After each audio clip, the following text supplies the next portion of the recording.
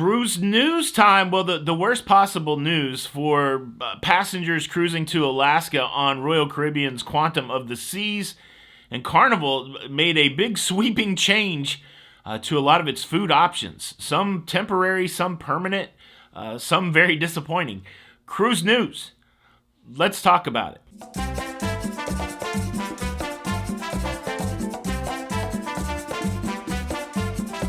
Hey, what's up, everybody? Welcome to Lido, Loca. I'm your host, Tony, here with the latest cruise news and views. It is August the 4th, 2022. It is a Thursday, 2 days away from jumping on an aeroplane, going to Seattle to do our own Alaska adventure. Exciting times here at La Lido Loca headquarters, and I've got some cruise news for your face. First, the cruise news story that nobody really wants to hear. Quantum of the Seas has been plagued all season in Alaska by propulsion problems. And the propulsion problems of the Quantum, you say that a lot. Propulsion problems, what an alliterative statement. Propulsion problems of the Quantum of the Seas has caused that cruise line to skip the glacier viewing a couple times, and the hope was that it would get fixed throughout the season and the later cruises would not be impacted. Well, the later cruises are impacted. Royal Caribbean has notified their passengers on Quantum of the Seas that their itineraries would be modified. This includes cruises on August the 22nd, that's my birthday, August the 29th, also in September the 5th, September the 12th, September the 19th, that's my brother's birthday, and September the 26th. And this already happened on sailings on August the 1st, the 8th, and the 15th. Basically, they're going to adjust the different port times, how long passengers will be in port, and then they're going to skip the Dawes Glacier viewing altogether. We've talked about it before. How much of a bummer is it if you're going to Alaska to see the majesty of the glaciers, and all of a sudden you don't get to see glaciers? So there's been a couple people reached out already with this news, and some disappointment definitely floating around. It's a challenge right now for cruising, as it always is. We always talk about packing your patience.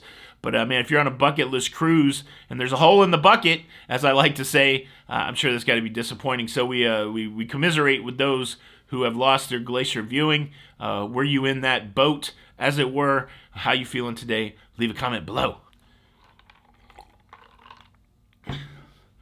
Man, I talked my voice out on the last cruise, and then it's been a super busy week. Just so everybody's, I saw a couple people concerned. I've tested twice since I've been home, negative for COVID. I test tomorrow for a COVID test to get on the cruise. And so the throat isn't a COVID thing. I think it's just I've worn my throat out.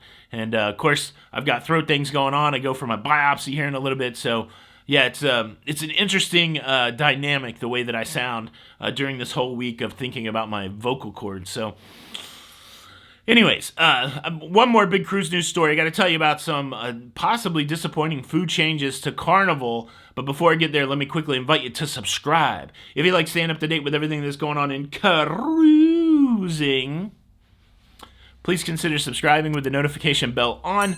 That way you don't miss out on any of these episodes. Thank ye in advance. That's English with a weird accent on it. Thanks in advance. All right, I'm going to pull up the notes on this one so I don't get it wrong. I feel like I've gotten some stories wrong this past week. Again, a lot going on. But here's the hubbub. There's some good Carnival news. Cucina del Capitano had been previously paused, the dinner service there because of staffing issues. That is now returning to all of the Carnival cruise ships that have Cucina del Capitano, the dinner service. Likewise, a couple weeks ago, the test kitchen, which had been suspended on most Carnival cruise lines, ships, the test kitchen, or the chef's table, that's what I'm trying to say. The chef's table has returned. So two good returning things. Just off the top of my head, Carnival used to have 24/7/365 pizza, 24-hour pizza, and during the staff shortage time, they limited that, and it was only available during certain times of the day. It still went late into the night, but it wasn't 24 hours. Well, the change of it not being 24 hours has been made permanent. No more 24-hour pizza on the Carnival Cruise Line. Another thing that has changed is in the Lido buffet on Carnival, previous to this change, there would be what they call late night snacks. So you would go up there and there might be some sandwiches and some french fries, some fruits, some sweets, that kind of thing in a small section of the buffet. Well, they're eliminating that. So no more late night Lido snacks. Instead, they're going to be pushing more options over to the pizza place. And so, look, I've never not been in a long line late at night at the pizza place, and now that's going to even become the only place where you can get some late night snacks, other than room service, of course. But yeah, so the late night Lido is going away, and they're going to enhance the late night pizza. So they're calling it like Late Night Pizza Plus. There's going to be some pastas, some other things other than pizza, but there's also going to be that line for the pizza. Hopefully they increase the amount of people working the pizzeria late night, since they're doing away with that late night Lido. There's a change coming to the C-Day brunch in the form of how long brunch will occur. Traditionally, the C-Day brunch has gone from in the morning to 1 p.m. in the afternoon, brunch. Well, now they're going to cut that off at noon. So instead of going to 1 p.m., the C-Day brunch will end at noon, just shortening the C-Day brunch by an hour. I don't know if that'll bother anybody or not, but it was always nice to know that if you stayed out the night before and you knew you had a C-Day the next day, you're going to, get up a little later, you could still catch some C-Day brunch. Now you just have to be a little more diligent, make sure that you get there before 12, because it will be closed at 12 o'clock. How about that? Now this next one's a big one that I think will have some people going, what? Ooh, that hurts. What? Do you ever get the continental breakfast, the free breakfast, to your cabin by filling out the card the night before on the door hanger and then hanging it on your door, and then when you wake up, magically breakfast has appeared? Well, that's no more. They're doing away with the door hanger breakfast in the morning sitch. Instead, they say that you can call and order your breakfast that way. It's unclear to me whether you can call the night before and pre-schedule that, or is everybody got to get up at 6 a.m. or 8 a.m. or wherever you want that breakfast and make the phone call and then wait for it to come? To me, I feel like this is one service that is utilized a lot that people will feel the absence of. I would be interested in the comments to hear if you do that. Do you do the door hanger breakfast? Leave a comment. Another thing, on the cruise ships that have the Ocean Plaza, I'm thinking of the Breeze. I've been on the Breeze. They have the Ocean Plaza where a lot of trivia, karaoke, that kind of stuff happens, almost like a little atrium-esque type area, more in toward the aft of those cruise ships. I think it's toward the aft. I don't know. I'd have to look on a map. Could be forward, but not in the middle. Let me just say that. They would normally have a supplementary breakfast and lunch type buffet area there. Just a small one, kind of couple carts. But you could get some breakfast. You could get some lunch. That was always a nice place to duck into if the buffet was very crowded or if you couldn't get into your restaurant. Well, that's no more. No more of that permanently. There's going to be any of those cruise ships that had the Ocean Plaza that provided the breakfast and the lunch. That is being done away with permanently. And I remember taking advantage of that. So that might be another shocker to people. And then we have a couple things that are going to go away temporarily, and hopefully they'll come back. And I'm saving the one that I like the most for last. But on the last C-Day, they normally have a chocolate extravaganza. At the Lido buffet. Well, they're putting a temporary hold on that as part of this.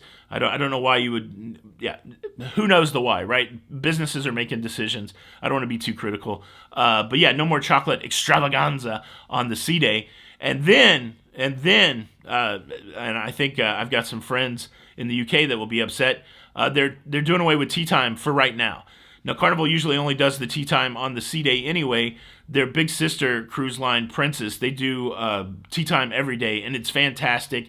Tea time, it sounds really formal, but tea time's actually a really kind of cool thing. It's a nice afternoon event. You get a little tea, you get some sweet and savory snacks.